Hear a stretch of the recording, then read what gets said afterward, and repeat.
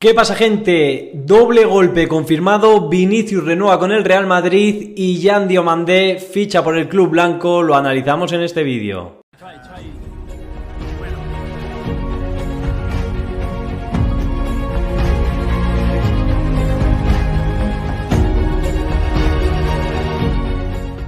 ¿Qué tal? Muy buenas a todos, espero que estéis bien. Pasaba por aquí rápido para actualizar un poco dos de las noticias del día. Creo que profundizaré un poco más con la tercera, que es la más desilusionante, la más desagradable, que es ese fiasco del Real Madrid con Rodri, que ahora está más cerca del Fútbol Club Barcelona, como contábamos esta mañana en The Athletic. El Barça estaba intentando ficharlo y que al jugador le atraía el proyecto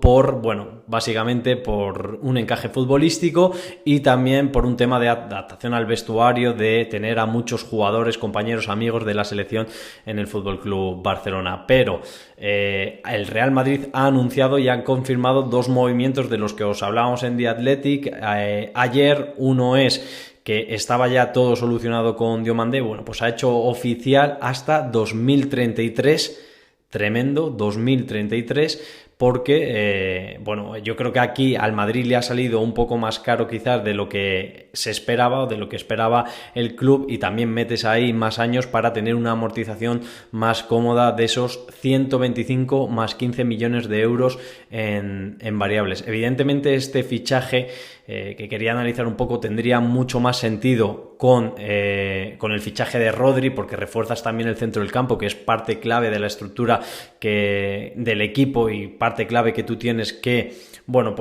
remodelar, sobre todo después de 2 años en los que se han visto carencias en esa zona del campo del Real Madrid. Pero a mí me sigue pareciendo un muy buen fichaje. El Real Madrid ha observado, y yo estoy de acuerdo, lo hemos comentado muchas veces, el Real Madrid necesita tener jugadores top y élite totalmente diferenciales en cada posición, y en la banda derecha hay un vacío desde hace tiempo. Rodrigo ha tenido buenas temporadas, pero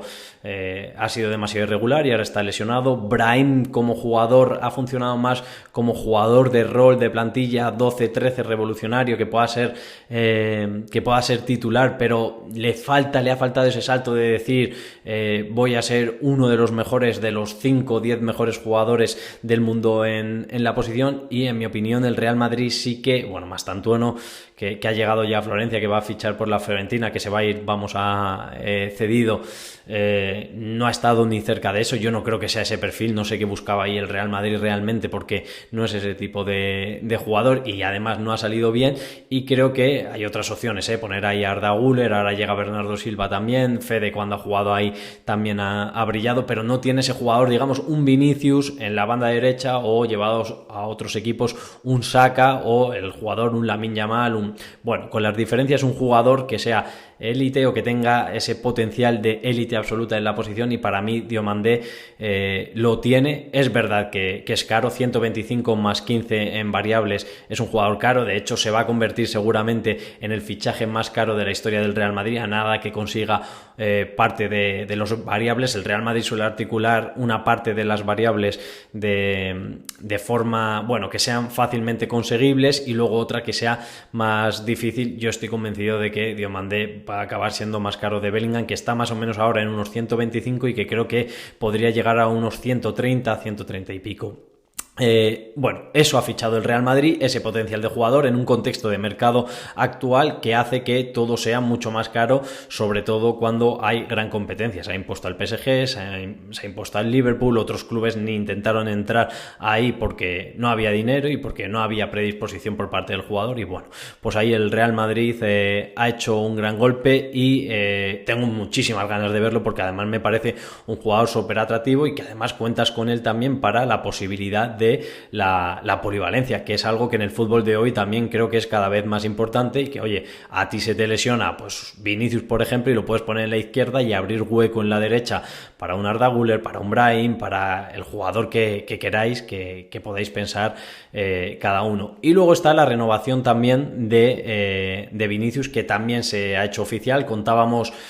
ayer en The Athletic que, bueno, habían salido con muy buenas sensaciones de la reunión que se había producido el miércoles entre el club y los representantes del futbolista, que el Madrid consideraba, y Vinicius lo había entendido también así, que la oferta que se le había hecho al alza, a pesar de que se decía que no iba a haber oferta al alza o que el Madrid le podría retirar la oferta, pues al final fue oferta al alza, y que el club consideraba, e insisto, Vinicius lo sentía también así, que esa oferta demostraba la importancia que tiene Vinicius para el Real Madrid, pues y que faltaba una decisión final porque el Arsenal seguía todavía ahí o estaba a la espera de una respuesta definitiva. Bueno, pues Vinicius ha decidido fichar por el Real Madrid. Se ha resuelto todo muy rápido y de hecho esta tarde publicábamos David Ornstein y yo que ya había acuerdo total y que el Madrid iba a anunciarlo, estaba preparando el comunicado para hacerlo oficial antes del final de la semana. Nos habían dicho que iba a ser hoy o mañana, pero con todo el, ¿cómo lo llamo?, el terremoto Rodri, creo que había también un poco la recepción del comunicado oficial de Diomandé no ha sido la que esperas cuando estás anunciando al fichaje más caro de tu historia y un fichaje muy ilusionante, y en ese sentido, sobre todo con la polémica que ha rodeado al fichaje a la renovación, de Vinicius, también había algún recelo o había alguna posibilidad todavía de que se cambiara a mañana o incluso al fin de semana, pero la idea principal nos decían que era hoy y si no mañana, y bueno, pues no sé si ha sido 1 hora o 2 horas después, se anunciaba hasta 2032, es decir, tenía firmado hasta 2027, es una ampliación bastante generosa, es de 5 años, estando en 2026 quiere decir que le quedan 6 años todavía de contrato al brasileño, y bueno, con esto yo creo que vamos a apagar un poco el ruido alrededor de Vinicius y a ver si eso ayuda a que afición y jugador vuelvan a acercar posturas, también que el jugador pueda rendir de una forma más regular de aquí en adelante. Destacaba en el vídeo de esta mañana 22 goles creo que eran y 14 asistencias la pasada temporada, que fue muy discreta de todos, incluida de Vinicius. Ese es el jugador que es. Entonces a ver si esto, porque llevamos ya un tiempo desde 2024 con lo que desvelamos en The Athletic, que también fueron unos meses muy convulsos del interés de Arabia Saudí en darle un pastizal, más de 1.000 millones por un contrato, bueno, pues histórico y a la altura de los mayores de la historia del fútbol e incluso de la historia del deporte, y luego eso ha seguido por unas unas conversaciones para la renovación que empezaron en enero de 2025 y que no estaban llegando a buen puerto, y que en algún momento, pues sobre todo con la irrupción del Arsenal, ha habido gente que ha pensado que aquí se acababa lo de Vinicius y el Real Madrid. Y hay que decir que lo hemos contado en The Athletic, que el Arsenal tenía optimismo y que el Arsenal ha trabajado muy muy bien esto. Vinicius ha dudado de verdad, pero claro, cuando tú llevas desde 2018 en el Real Madrid, estás contento, sientes que es el club más grande del mundo, con todo lo que eso conlleva, tu familia y tú estáis contentos en la ciudad, con una super casa, con el clima, con todo, y lo que te falta, que es un poco que el Real Madrid notar que te ve como tú te ves a ti mismo o como el Madrid te está diciendo que te va a ver, y el Madrid llega con esa pasta y con ese gran contrato que está a la altura de lo que tú podrías pedir y esperar, pues es evidente que por muy bien que lo haga el Arsenal, jugaba con desventaja y al final Vinicius ha renovado. A mí me parece una muy buena noticia para el Real Madrid. Insisto, Vinicius en una mala temporada ha marcado 22 goles y ha dado 14 asistencias. Creo que tiene que mejorar, creo que como el resto del equipo tiene que dar un paso al frente. Creo que también en cosas de comportamiento, de estar a la altura del escudo, tiene que ser uno de los líderes de la plantilla para cambiar ciertas cosas que ha pasado durante las 2 últimas temporadas, y sobre todo la pasada. Él es uno de los capitanes, ahora segundo capitán por detrás de Fede Valverde, pero eso, insisto, un jugador con esas cifras en una temporada así y al que le hemos visto hacer una barbaridad de cosas, ganador de los Champions con goles en las finales. Creo que su fútbol no se ha acabado ni mucho menos, y sobre todo tienes también la parte de que no refuerces al Arsenal, que ya ganó, que